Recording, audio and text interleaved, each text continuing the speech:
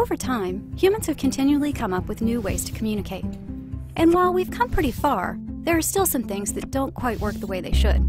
For instance, consider voicemail, which you can only listen to by calling one number on your phone. It is stuck in your voicemail system, and it deletes itself automatically after 2 weeks. Or, say you're trying to reach a friend with a mobile phone, work phone, and home phone. Right now, you might call each number one by one, trying to find the person.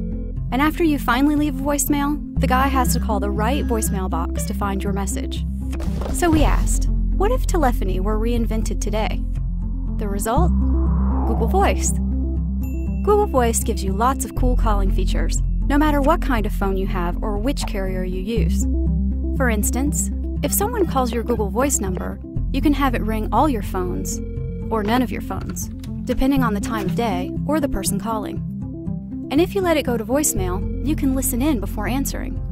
Or just wait and read a transcript of the message, and maybe send a text message reply for free. And if you have an unwanted caller, it's easy to block them. The list of features goes on and keeps growing. Point being, in short, less annoyances and more awesomeness for free. So give it a shot. Visit google.com/voice.